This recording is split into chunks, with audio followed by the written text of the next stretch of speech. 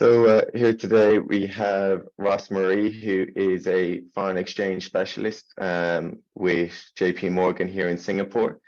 Actually, I'm in Singapore at the moment, so we're not too far away, Ross, are we? Not at all. No, not at all.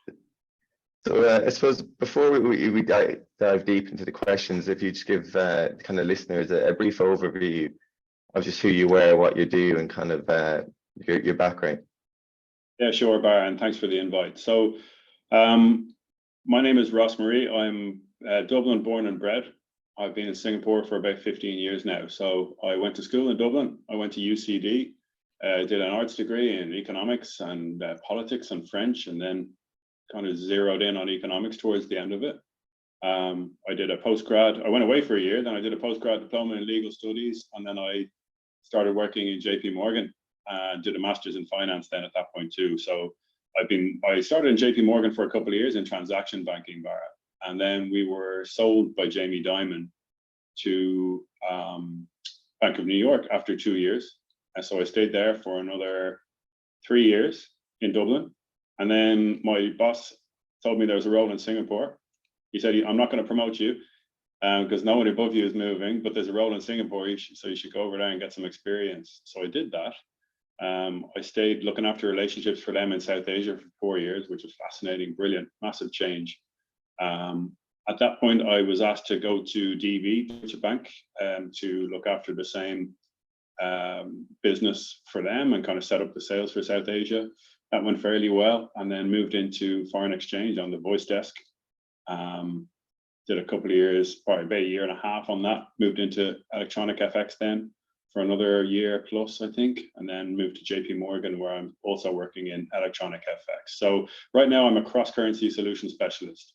So I sell solutions to corporate clients, foreign exchange, all about automation, less about the market, more about taking work off people's desks. But we can get into that with your questions. Perfect. So can you just maybe briefly describe how you got your first role in JPMorgan Dublin? Yeah.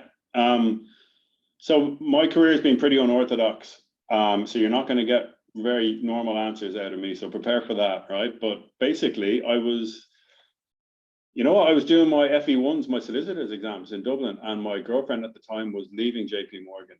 And there was a practice called securitization, which if you read about the financial crisis, was a pretty big propulsor of the financial crisis, let's call it. And there were a lot of transaction banking roles around that product. So there's plenty of demand for jobs in it. And so she was leaving. I didn't have much money at the time. I thought it would look pretty interesting. I went for an interview. I liked the interviewers, took the job, never looked back. So you saw your girlfriend getting out, so you're like, it's the perfect time to get in. Nicked her job. But and then you kind of said you went to Singapore from there, but like, what did you learn in that role that maybe kind of helped you prepare for Singapore? And then even, you said you kind of thought it might only been a few years. Like, how did you find that transition moving from, Singapore or from Dublin to Singapore and just how your day to day? Yeah, sure. Look, so there's a few different lenses to look at that through. I wasn't an economic migrant or anything like that, but it was post or / mid crash. A lot of my friends were moving away. There wasn't a huge amount keeping me in Dublin. I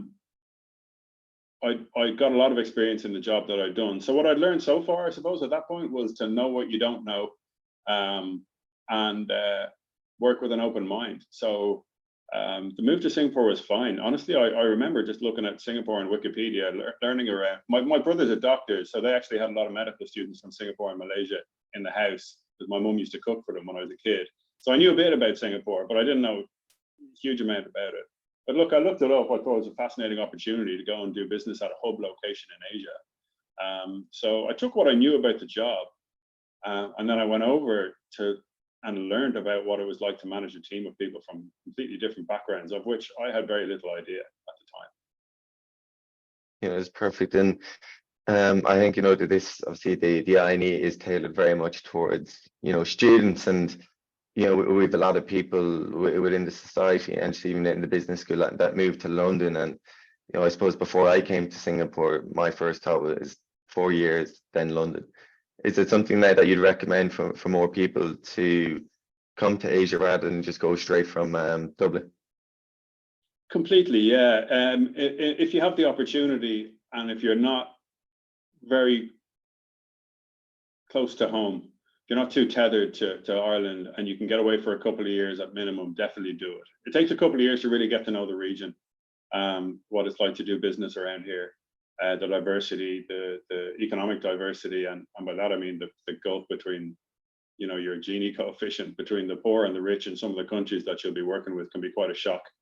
But it's really, really important, I think, if you're going to come out here, to do a couple of years and really dig in and understand it like that. And so I would, yeah, I would definitely recommend it. London is fantastic, great place to learn as well. Traditionally, it might be changing a little bit now in terms of the city, but yeah, absolutely fantastic if you can go there or anywhere to learn, change your scene, challenge yourself, get out of your comfort zone, get into some real capital market hubs. And try and do business for a few years, and it's great for the CV too, obviously. Perfect. And then, you know, you've mentioned that even in Singapore, you've worked for a variety of different organizations, and I suppose you've gone full circle and ended up back at JPMorgan. But how do you describe maybe the differences between the various banks, you know, even just like European versus US? Yeah, good question. So, you know, starting at JPMorgan, I was probably too young to really discern what the institution was about back then, although it was very professional and I loved it. It was really more about the people for me back then. We had great friends and great times back in our 20s working in that business. So that was only a couple of years, but then then I go to BNY Mellon, as it's currently known, which was Bank of New York back then, which is more of a financial services organization than a traditional bank. It has a huge amount of very conservative businesses with huge volumes of assets, cash, treasuries, etc. Meaning it has fascinating information as well, considering how much custody it has over assets that move economies and really move the world. But it was a very conservative place. It was a great place to learn. It was very steady. I really enjoyed it.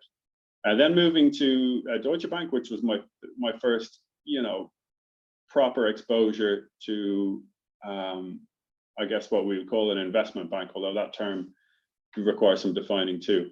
And that was different again. Deutsche Bank, there was a lot of freedom there to operate, to think, to innovate, to learn at the time. And that also means that it's not always structured so clearly. The bank's obviously been through its troubles, but great people, great times, great learning there as well. But for me, being back here is a dream. Back at JPMorgan, the organization's matured significantly. It's a great culture. There's kind of open source learning and management, which is something that's very important to me in terms of who I work for. Is a really well-defined science here, and it's yeah, it's really comfortable being back here. I'm delighted with it. This is the most significant difference in terms is how this place operates, how it communicates to the people internally, how it treats its clients, and how it deals with risk and regulation. So I'm in a great spot at the moment. I love being back. But yeah, look, I'd say that's the difference between the organizations. One was really a financial services location. One was a European bank going through the good times and then starting to come out of it. And then one is, you know, coming back to JPMorgan again is really a mature, kind of top of the heap organization right now. So very fortunate. Perfect. That's great. So then finally, just to talk about the kind of general side of your career, then what would you say would be the most exciting part of investment banking and just financial services right now for students? For me, the most important part is, maybe I'm unusual in this matter, but it's always the people I'm working with. If I get on with my team and the associated businesses, the support staff, the juniors, the people more senior to me, if that kind of environment is quite family and quite functional rather than dysfunctional, I'm happy. So I think people will always be the most exciting thing about where you work if you're me. Aside from that, look, it depends what you want to get into, Vara. I mean, everybody has different motivations. Some folks will be very inward looking and will be very academic and studious and like to work alone, and they might go into an operational environment. Other folks will be looking to get right into the front of it and might be looking to do institutional trading or sales or something like that, which will always be an exciting part at the vanguard of investment banking. But really, I guess it's always going to be the people. And now I guess risk and regulation is becoming a really big deal. I think a chief risk officer will probably be paid as much or as more than many of the people that one might perceive to be in the fancier roles, because the world is not getting any less complex in terms of risk and regulation. So it really depends what you're after, Barra. But for the young folks, I guess, you know, the change in the asset classes is probably a bit of a thing also. So maybe a little bit of the potential switch towards digital, the automation, building things, websites, AI, you know, online platforms, building e-commerce, solutioning for clients, that kind of thing.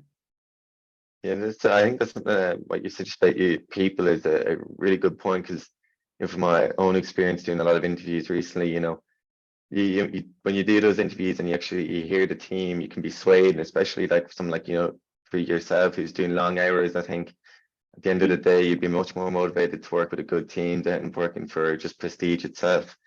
But just on the point of automation, you know, in your role dealing with currencies, what do you kind of make of the introduction of like digital currencies? And that's something that's actually being pushed quite heavily in Asia, a lot more so than maybe Europe and mainland United States. Yeah, look, I think digital currencies themselves, and being quite specific about that, if that's what we're talking about, digital currencies themselves can be a significant proponent of change, I think, in terms of how assets are bought and sold, how money moves across borders, how central bank operates, how money reaches people in times of crisis, how benefits are distributed. Brilliant. I'm not hugely on top of the latest developments in it.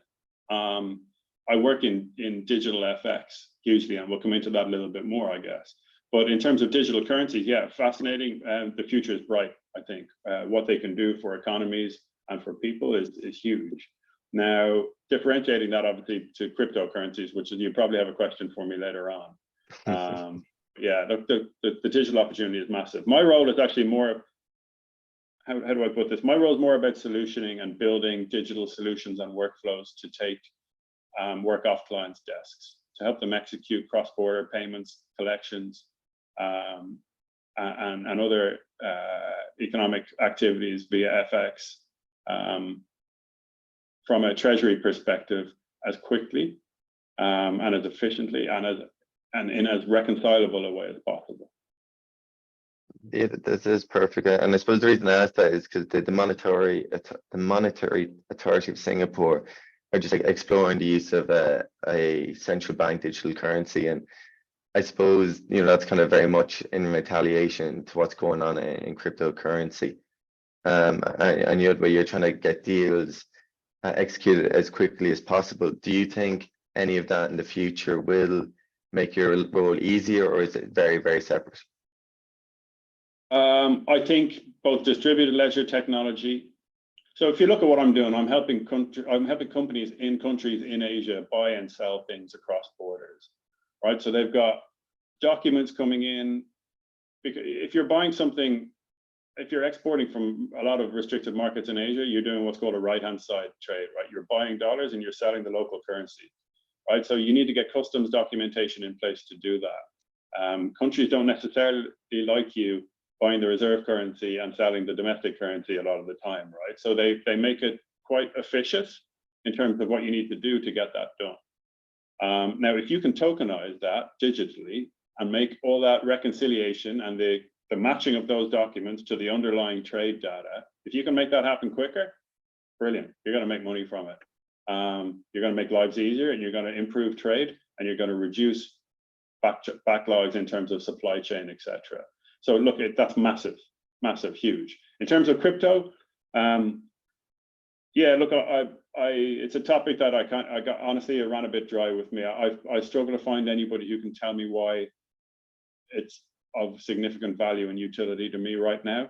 Some of the coins, etc., that people talk about. I'm not calling myself a massive skeptic, but I don't really have the time to spend on speculation, nor do I have the money to spend on speculation, to be frank with you. The jury's out for crypto for me, but in terms of distributed ledger technology, which we're heavily invested in here at the bank, and in terms of digital currencies and what the regulator is doing, I think the future is very bright there. Yeah, I think it's kind of a very similar theme that we're kind of hearing, is that it's not cryptocurrency itself, it's more the technology behind it that's kind of quite valuable for the future. You know, as you said, that in your role, you're trying to help with the going through the documents, helping different organizations in different countries. And just over the last few years, I think a lot of currencies have gone through a phase of volatility. And you said like the governments are trying to discourage you from selling the local currency. So have you found any difficulties due to the volatility, and has that changed how you've operated? Look, so traditionally, banks and FX desks make money from volatility, right? But I'm not on a trading desk. I'm not gambling with anybody's money. I'm working with corporates who have a specific policy for trading, for hedging, etc. Right? So, how do I put it? No difficulties on my part, but yeah, it's completely changed in many ways, right? So it's when you're selling electronic platforms and workflows and trying to design solutions and APIs and connectivity and execution to take work off a client's desk, if they're all working from home and they're not in the office, you know, and they're not able to deal by voice, it's very easy for me to sell that workflow, a lot easier, put it that way. So you know, when the volatility affected us positively in that sense. People wanted more automation, more execution, more ability to deal online, but make sure that the person who's actually executing and trading is verified. So it was good for us in that manner. In terms of the market itself, look, again, it's been a couple of years since I worked in actual voice sales, but it's been pretty interesting, right? If you look at Russia, Ukraine, obviously, who thought that the ruble would respond the way it did? I didn't anyway. It actually got stronger for a while because of, I guess, the lack of imports taking place over there, and the exports, the cost of the goods that they were exporting skyrocketing for a period. Now that's changed now, but that was certainly unexpected. Obviously, we switched off everything ruble related to the extent that the regulations require us to. So yeah, look, we've had to make shifts. We've had to turn things off. We've had to tell our clients we can't help them move money from one location to another in some circumstances. But really, it's all about for us providing the workflow to let them do what they need to do as quickly as possible. So that is a constantly developing theme in this last couple of years. It's a really formative time for what I'm doing. So I'm delighted to be doing it. I'm always learning. It's only been 5 years, like I told you, since I moved into foreign exchange. So yeah, constantly adjusting. And from what you're saying, that, you know, your role is very relationship driven with your clients. First of all, how, you know, as maybe a young professional going in, when did you start that phase of kind of building a network, and how is it like managing your clients? Yeah, sorry, I don't know if I answered the portion on SVB either there, by the way, Barrett. The SVB thing was very interesting in terms of that flight to, should we call it a flight to safety, I guess? All those SVB clients needed to get balances moved into other banks and other locations fairly sharpish. So in terms of how that affected our lives, it was a couple of weekends of hell for a lot of people in various banks around the world, I think, who had to onboard new clients, get them open accounts, get them trading, get them into a situation where they can manage their currency risk as quickly as possible. So again, just coming back to that theme of constant change, reaction, pivoting, automation even down to the onboarding, which is completely changing nowadays, right? Instead of just getting a memorandum and articles from a company and all the documentation, director's passports, which used to be done by fax, etc. Obviously, and you see that in your own daily life, that's changing completely as well in the last couple of years. And you might think that it's been longer that we've been doing that. It hasn't really so much. COVID really drove that too. Yeah. I'm now sorry, coming back to your subsequent question, relationships. Started on day one. I think the first managers you have are very influential in terms of how you think for the rest of your career. If they're good managers, even if they're bad managers, they might affect how you think too. but huge, yeah. Look, I did relationship management fairly early in my career, probably before I even knew what I was talking about on the product side of things. So when you have to start and be able to think on your feet like that and learn as quickly as the questions are coming in, you realize how important it becomes to maintain the relationships and keep people on side. Clients hate silence. Clients hate dishonesty. Clients hate delays. So I think I learned that very early on, and I've tried to carry that through. But in terms of networking and relationships, it's just becoming more and more important day in, day out. I'm still talking to people I worked with 20 years ago. I still go to them for advice, help. I had mentors 15 years ago who I still chat to. I have clients who I still chat to. I have clients who I've brought successfully from one place to another on occasion. So yeah, it's a massive thing. And LinkedIn, you know, is pretty good too. I'm learning that more at this bank, where the posting is quite professional and frequent, tailored, direct. I can see the impact it has on our client base, on demand for our products, and in terms of people's profiles within the bank too. I'm not talking about the post about, you know, how generous Keanu Reeves is, etc., that you see on LinkedIn every day. I'm talking about specific product related, memorable, detailed posts on LinkedIn. Big impact. Yeah, that's kind of great to hear that. It's very much, there's multiple avenues into that, and there's no magic formula for success. You know, like maybe one other thing that maybe to talk about is what signals, if any, should people to kind of look for to try and get ahead of the competition? So you mentioned, you know, SVB, that you saw it and it was just automation and long weekends. So in your role, what kind of signals, or how do you find trying to beat your competitors in the other banks? Firstly, you need to know what's going on. So don't be too arrogant not to look and see what's going on elsewhere in the street. Try and follow what your competitors are doing to the extent that it's ethical. I would say listen to your clients, take regular feedback from them, meaningful feedback. Go talk to them, talk to the people who really use your products, to the people who use your competitors' products as well and can compare, get feedback from them. Yeah, I think you look, like I said earlier on, is always knowing what the unknowns are. If there are elements of your industry that you don't understand, or other people are working on and delivering to their clients faster than you are, go figure it out. Talk to your product teams, work with them. They in turn will work with the engineers and build whatever it is that you need to have and sell to get ahead of the competition, or at least to match them. It's a constant race, really, in that regard. Now, in terms of the actual market, again, I'm not the best authority on that, but I would recommend anybody who's looking to get ahead of the competition in terms of their own investments to really just diversify and know that there are people out there who know a lot more than you do. And if you can buy into what they're buying, that's probably the safest way to approach it. That's perfect. So we're kind of coming to the end now. So there's those two questions about the future, I suppose. One, what does the future hold for you? And the kind of second one is, what do you think what do you think would change in banking in the future? And you know, we talked about AI previously. So what do you think are the key swings, especially in your role?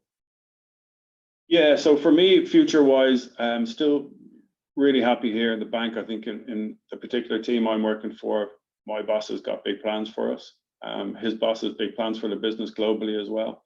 There's such a shift from traditional corporate execution and product building to electronic and website-based execution. There's so many marketplaces and payment providers and currency services who need our liquidity to execute that. I think just the demand and the evolution of the product is too fascinating for me to go anywhere soon.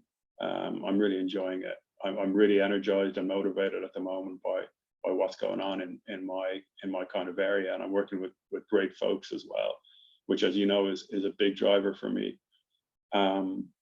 So I think that really is the future for me. Now, in terms of banking, again, one thing that annoys me about banking and how people talk about it, Barra, is that if you look at the gossip channels and sources and posters and that, most of what you read about is generally about M&A. Sorry, it's generally termed investment banking. And what they mean, I think, is trading and sales and maybe M&A, a bit of ECM and DCM. But investment banking traditionally is really ECM, DCM, and M&A. So when you talk about FX, dealing, and sales and that, you're actually talking more about capital markets. So I think it's always important to define those terms. And even more important to realize that that's a really small subset of the population of any bank and the amount of people working in it. There are thousands of people in all of them in significant roles which are required, right? Whether they're operations folks, whether they're product, whether they're risk, whether they're controls, compliance, whether they're the people that help you with the presentations that you go when you get an RFP from a client, a request for presentation, sorry, from a client to go and pitch for the client's business, the people who build all those decks and do the graphic design. There are endless amounts of people, but very much, you know, the articles that you read about are actually only talking about a couple of hundred people in any bank in any country. So that irks me a little bit. And when we talk about banking, I think we need to remember how broad it is and how important all the different roles are. But what I think you need in the future in banking is to be able to manage your time, to be able to communicate, and computer science skills. They're the three things I think people will need in future. Where the industry is going, I don't know. It's always going to be about trust, about keeping people's money safe, about helping them execute as quickly as possible, about giving them the right advice, about for those who want to asset manage and grow their wealth, like the fancy stuff, right? The hedge funds and the asset managers. I'm sure that's what you guys in college are most excited about a lot of the time. That's never going to change. It's going to get more digital. It's going to get more complex. But people are never going to stop needing safe money, somewhere safe to put it, good advice, and people to help them grow that money to the extent that they have the risk appetite to do so. So that's never going to change. It's just the technology that's evolving. You know, that's absolutely perfect, Ross. I think a lot of times what you said there is perfect, that you kind of everything goes that one way, and I think it's not even just the fault of students. I think sometimes there's so many different companies that come in and they try and sell you a dream, as they say, and I think what you've given is a very honest depiction of what banking is like, the different roles that are available, and not only that is that it can actually be enjoyable, and it's not just 12 hours of absolute dread and boredom, and that you can have a great team around you. So absolutely. I think on that note, we'll wrap it to an end. So just thank you very, very much from everyone on the INE, and just congratulate yourself as well as an ex-UCD alumni who's done so well for himself now over in Singapore.